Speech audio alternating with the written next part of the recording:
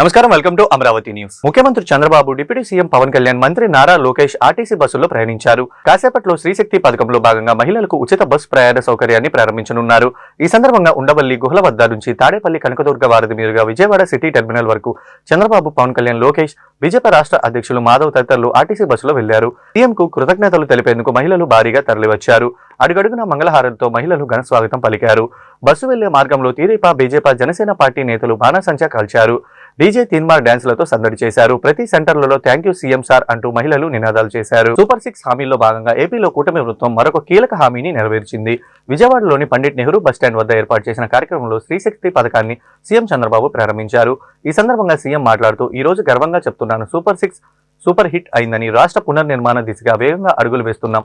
వైకాపా పాలనలో ప్రజలు 5 ఏళ్ల పాటు నవ్వడమే మర్చిపోయారని, ఇంటా బయట ప్రజలు ఆనందం లేకుండా పోయిందని, ఆడబిడ్డలకు మహర్దశ వచ్చే వరకు అండగా ఉంటామని, స్వాతంత్ర దినోత్సవం రోజు శ్రీశక్తి పథకాన్ని స్వీకారం చుట్టామని, మహిళలకు మేలు చేస్తున్నామన్న తృప్తి కలుగుతుందని, రాష్ట్రంలో ఎక్కడి నుంచి ఎక్కడికైనా ఉచితంగా ప్రయాణించే అవకాశం కల్పించామని, మహిళలు సాధికారత కోసం డ్వాక్రా సంఘాలు ఏర్పాటు చేశామని, ఆర్టీసీ కండక్టర్లు తొలుత మహిళలను తీసుకున్నది మేమే అని, మహిళలు త్వరలోనే ఆర్టీసీ డ్రైవర్లు కూడా రావాలని, ఉచిత బస్సు వల్ల 2.62 కోట్ల మంది మహిళలకు లబ్ధి కలుగుతుందని, రాష్ట్రంలో 64 లక్షల మంది పింఛన్ ఇస్తున్నామని, ఎంతమంది పిల్లలు ఉంటే అంతమందికి తల్లికి వందనం ఇస్తున్నామని, 5 ఏళ్లలో 20 లక్షల ఉద్యోగాలు కల్పించేందుకు సిద్ధంగా ఉన్నామని, మనసుంటే మార్గం ఉంటుందని నిరూపించామని సీఎం చంద్రబాబు అన్నారు. ఈ కార్యక్రమంలో CM, deputy CM Pawan Kalyan, మంత్రి Nara Lokesh, RTC MD Dwaraka Tirumala Rao, RTC chairman Konakalla Narayana, MP Kesineni Chinna, MLA పాల్గొన్నారు. విద్యా, వైద్యం, ఉద్యోగం, వ్యాపారం, ఆలయం దర్శనం ఇలా ఏ పని మీదైనా మహిళలు ఆర్టీసీ బస్సుల్లో ఇకపై ఉచితంగా ప్రయాణించవచ్చని, 5 రకాల బస్సుల్లో ఉచిత ప్రయాణ సదుపాయం కల్పించే శ్రీశక్తి పథకం ఇవాళ నుంచి అమల్లోకి వస్తుందని తెలిపారు. రాష్ట్రంలో ఉండే 2,62,00,000 మంది మహిళలకు విజ్ఞప్తి చేస్తున్నా, ఈరోజు నేను చేసిన కార్యక్రమం స్వాతంత్ర దిన సందర్భంగా చేశాను. మీకు ఆర్థిక స్వాతంత్రం కల్పించడమే నేను ధ్యేయంగా పనిచేస్తున్నాం. నేను కానీ, పవన్ కళ్యాణ్ గారు కానీ, బీజేపీ కానీ తప్పకుండా మా ఆడబిడ్డలకు మహర్దశ వచ్చే వరకు మీకు మేము అండగా ఉంటామని హామీ ఇస్తున్నా. ఈరోజు మీ ఆనందం చూస్తున్నా. మీ ఆనందం కోసమే మేము పనిచేస్తున్నాం. నేను అందుకనే ఒక మాట చెప్పాం, ఏమమ్మా ఆడబిడ్డలు అందరూ ఆనందంగా ఉన్నారా? అక్కలు, చెల్లెళ్ళు ఆనందంగా ఉన్నామంటే ఊరంతా అయినపేట గట్టిగా చప్పట్లు కొట్టి హర్షాన్ని వ్యక్తం చేయండి.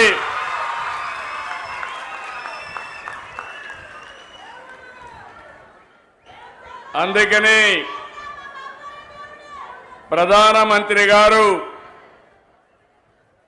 వికసిత్ భారత్ 2047 తీసుకొస్తే మనం స్వర్ణాంధ్రప్రదేశ్ 2047 తీసుకొచ్చాం. అందులో మీరు చూస్తే ఆరోగ్యం, ఆనందం, ఆదాయం అందరికీ ఉండాలనే ఏకైక లక్ష్యంతో ముందుకు పోతున్నాం. ఈరోజు మీరందరూ చూసినప్పుడు నేను ఇక్కడికి వస్తే దారంతా బస్సులో ప్రయాణం చేశాం. నేను, మిత్రుడు పవన్ కళ్యాణ్ గారు, మిగిలిన అందరం కలిసి. మీ ముఖాల్లో ఆనందం చూస్తే నాకు అనిపించింది, నా పూర్వజన్మ సుకృతం ఇది. నా ఆడబిడ్డలకు మంచి చేశారని ఒక ఆనందం, ఒక తృప్తి.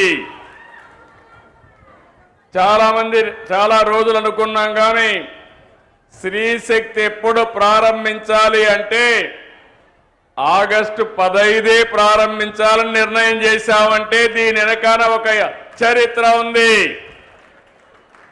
మీకు ఆర్థిక స్వాతంత్రం తేవడం, ఆడబిడ్డల గౌరవాన్ని పెంచడానికి ఈ ఎన్డీఏ ప్రభుత్వం పనిచేస్తా ఉందని మరొకసారి మీ అందరికీ విజ్ఞప్తి చేస్తున్నా.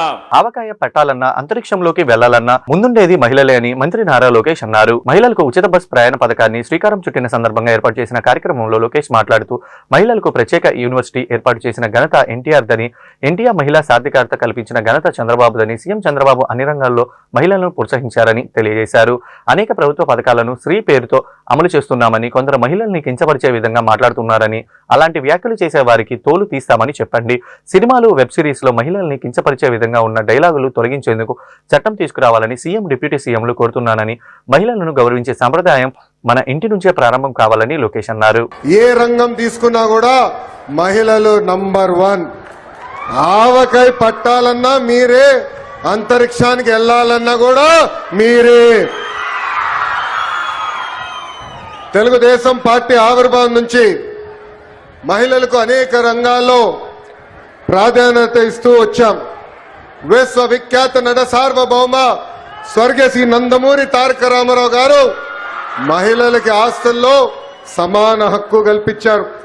స్థానిక సంస్థ ఎన్నికల్లో మహిళలకు ఆనాడు 9% రిజర్వేషన్ ఇచ్చారు. మహిళల కోసం ప్రత్యేకంగా ఒక విశ్వవిద్యాలయం కూడా ఏర్పాటు చేసింది అన్న ఎన్టీఆర్.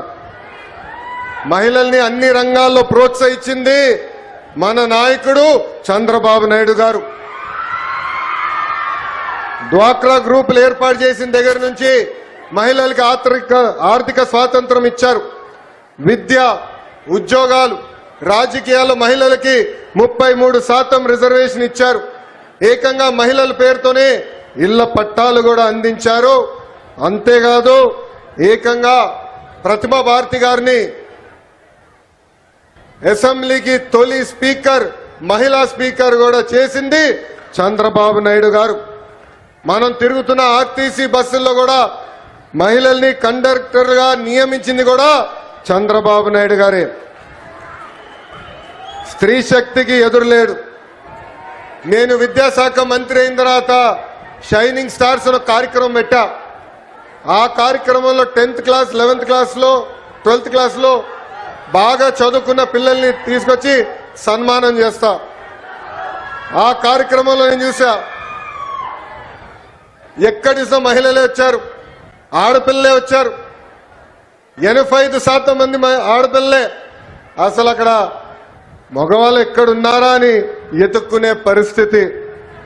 ప్రతిపక్షంలో నేనున్నప్పుడు మంగళగిరిలో స్త్రీ శక్తి పేరుతో అనేక సంక్షేమ కార్యక్రమాలు చేశా. దాంట్లో ప్రత్యేకంగా మహిళలకు కుట్టు మెషిన్లు, బ్యూటీషియన్ కోర్సుతో పాటు వాళ్ళకు కావాల్సిన పనిముట్లు కూడా ఆనాడు అందజేశాం. సుమారుగా 3600 మంది మహిళలకి కుట్టు మెషిన్ ఇష్టమే కాదు, ట్రైనింగే కాదు, దాంతో పాటు మార్కెట్ లింకేజ్ కూడా చేశాం. ఎన్నో త్యాగాల ఫలితమే స్వతంత్ర దినోత్సవం అని ప్రధాని మోడీ పేర్కొన్నారు. ఇది 140 కోట్ల మంది సంకల్ప పండుగ అని ఆయన ప్రతి ఇంటిపై 30 జెండా ఎగిరే సమయమని అన్నారు. ఎర్రకోటపై వరుసగా 12వసారి జాతీయ జెండాను ఎగరవేసిన అనంతరం జాతినుద్దేశించి ప్రసంగించిన మోడీ సమైక్య భావంతో దేశం ఉప్పొంగే సమయం ఇది అని అన్నారు. ఉగ్రవాదం మానవాళి మనుగడికే ముప్పు అని, పహల్గాంలో మతం పేరుతో దాడి చేసిన ఉగ్రవాదులకు గట్టి గుణపాఠం చెప్పామని, యావత్ దేశం ఆగ్రహంతో రగిలిపోయిందని, దానికి సమాధానంగానే ఆపరేషన్ సింధూర్ చేపట్టి శత్రువులు ఊహించని విధంగా దెబ్బ కొట్టామని, శత్రుమూకలను ఎప్పుడు ఎలా మట్టుబెట్టాలో సైన్యం నిర్ణయిస్తుందని, లక్ష్యం సమయం ఎంచుకునే స్వేచ్ఛ త్రిదళాలకే ఇచ్చామని, అణుబాంబుల బెదిరింపులకు భారత్ భయపడదనే విషయాన్ని తేల్చి చెప్పాం. నీరు రక్తం కలిసి ప్రవహించని మళ్లీ చెప్తున్నాం. సింధు జలాల ఒప్పందంపై మరో మాట లేదు. వాటికి భారత్ భూభాగాన్ని మళ్లించాలన్న ఆలోచనలు మార్పు లేదని, నీటి కొరత ఉన్న ప్రాంతాలకు వాటిని తరలిస్తున్నామని, వాటిపై సంపూర్ణ అధికారం భారత్ రైతులది మాత్రమే అని, ఆ ఒప్పందం పునరుద్ధరణ ఇప్పటికీ జరగదని, దీనిపై ఎప్పటికీ చర్చల ప్రసక్తే లేదని ఎర్రకోట వేదికగా పాకిస్తాన్ నమ్మ ప్రధాని మోడీ స్పష్టం చేశారు.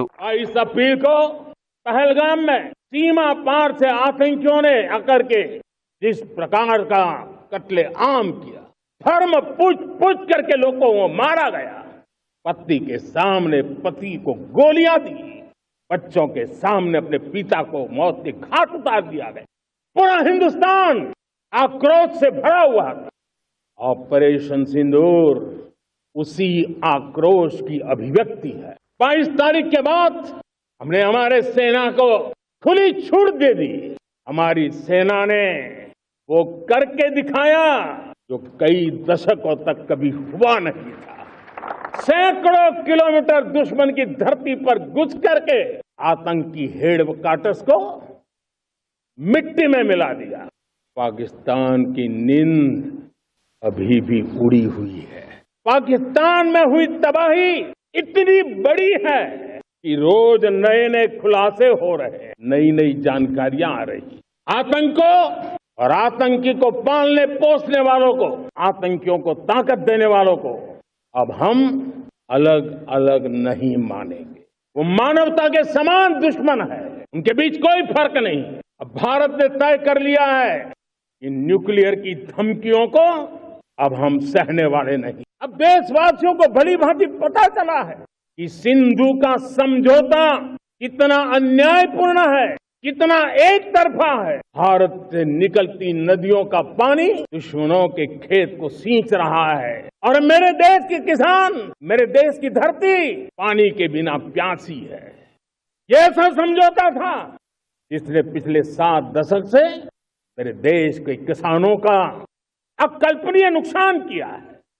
अब हिंदुस्तान के हक का जो पानी है उस पर अधिकार सिर्फ और सिर्फ हिंदुस्तान का है, हिंदुस्तान के किसानों का है। आने वाले 10 साल 2035 तक मैं ये राष्ट्रीय सुरक्षा कवच का विस्तार करना चाहता हूं, मजबूती देना चाहता हूं, आधुनिक बनाना चाहता हूं। भगवान श्री कृष्ण से प्रेरणा पाकर के हमने श्री कृष्ण का जो सुदर्शन चक्र था उस सुदर्शन चक्र की राह को चुना है। अब देश सुदर्शन चक्र मिशन लॉन्च करेगा, सहन नहीं करेगा। जब डेमोग्राफी परिवर्तन होता है, सीमावर्ती क्षेत्रों में डेमोग्राफी में परिवर्तन होता है, तब राष्ट्रीय सुरक्षा के लिए संकट पैदा होता है। देश की एकता, अखंडता और प्रगति के लिए ये संकट पैदा, और कोई देश अपना देश घुसपैठियों के हवाले नहीं कर सकता। 2014లో ఆంధ్రప్రదేశ్ విజన్ తర్వాత నవ్యాంధ్రప్రదేశ్ కు మొదటి ముఖ్యమంత్రిగా ప్రజలు తనకు అవకాశం కల్పించారని ఏపీ సీఎం చంద్రబాబు తెలిపారు. అనుభవం, ప్రజల సహకారంతో కష్టపడి దేశంలోనే టాప్ 3 రాష్ట్రాల్లో ఒకటిగా ఏపీని నిలిపామన్నారు. విజయవాడలోని ఇందిరాగాంధీ మున్సిపల్ స్టేడియంలో జాతీయ జెండాను ఆవిష్కరించిన అనంతరం ఆయన మాట్లాడారు.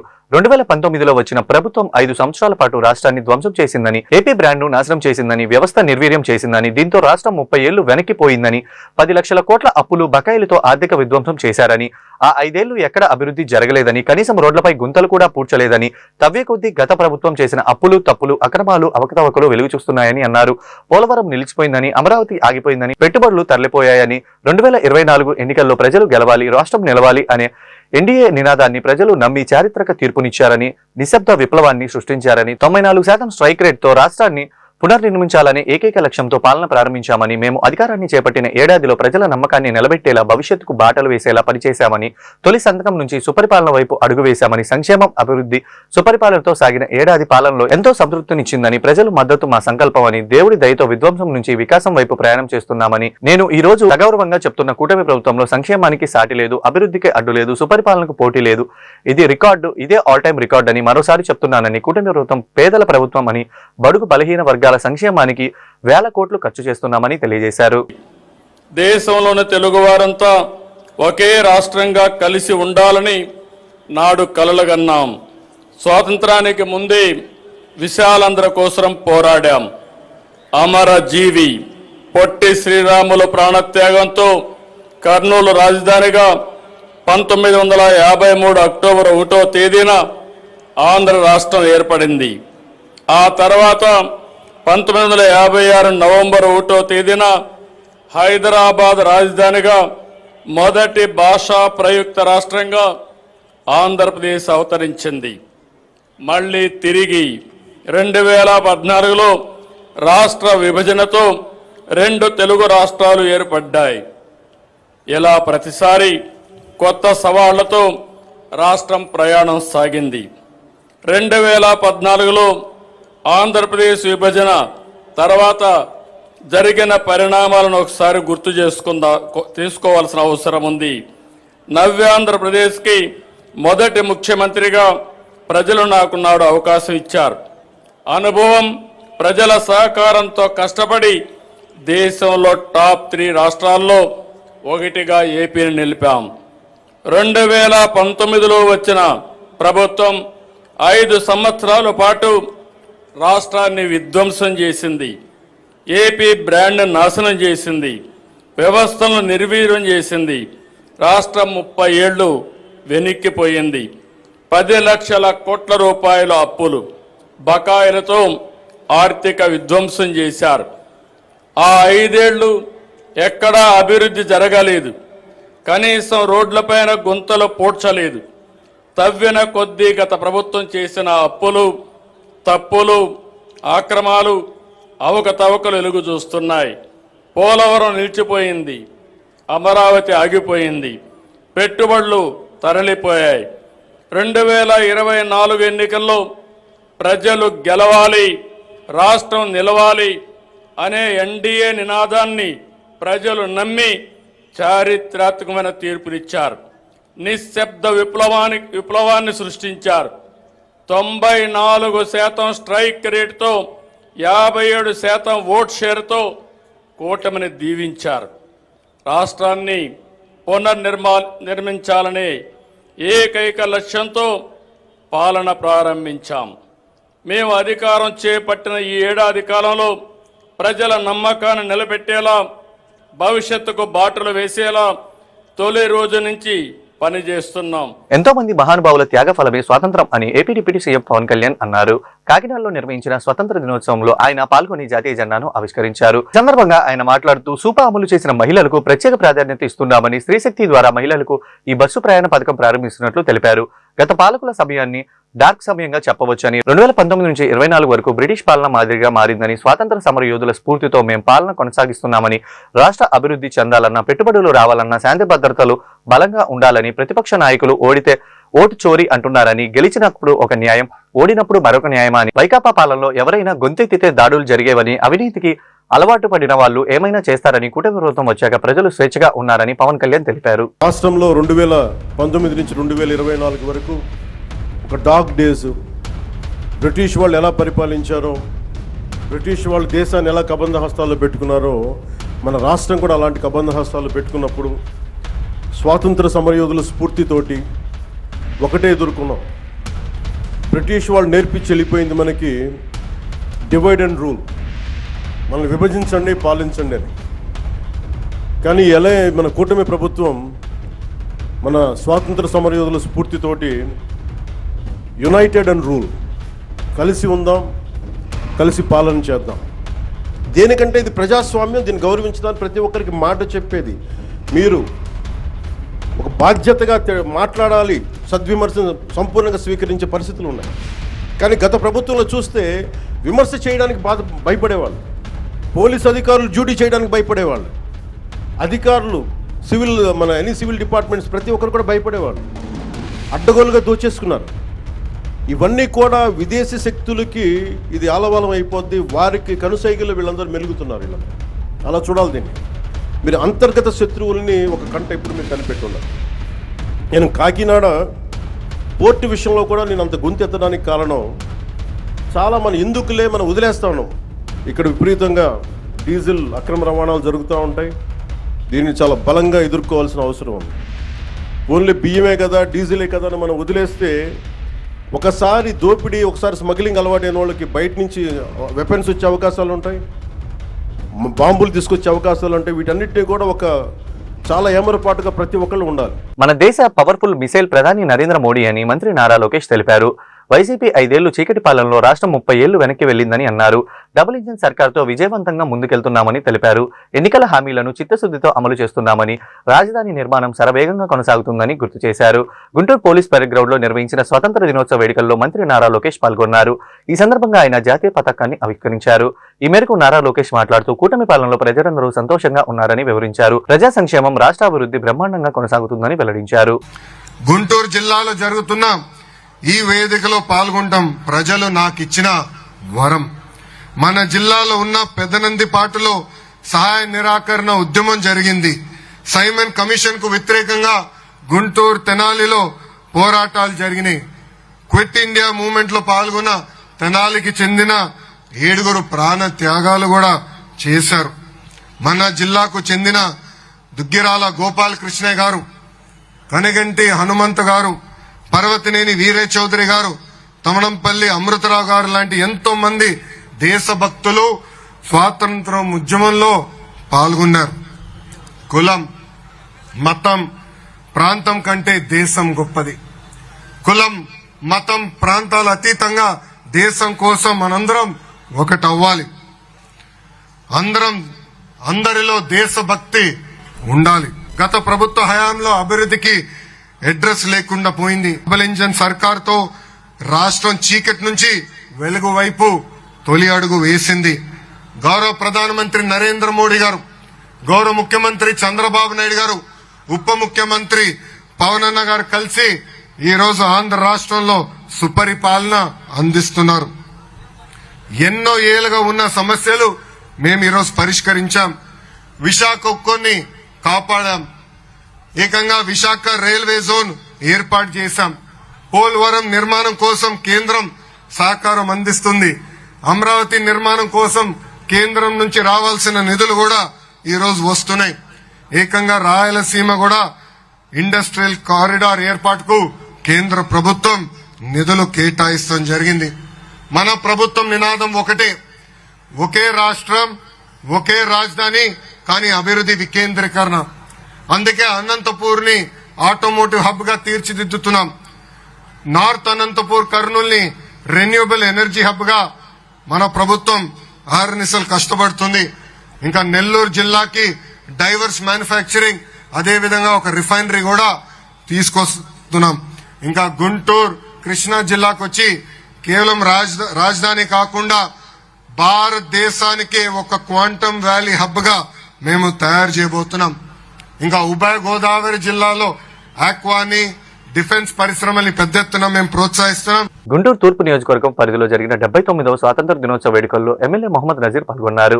ఈ సందర్భంగా పలువురు టీడీపీ కార్పొరేటర్ల ఆధ్వర్యంలో జరిగిన వేడుకల్లో ఆయన పాల్గొని జాతీయ పతాకాన్ని ఆవిష్కరించారు. స్వతంత్ర దినోత్సవ ఔన్నత్యాన్ని వివరించారు.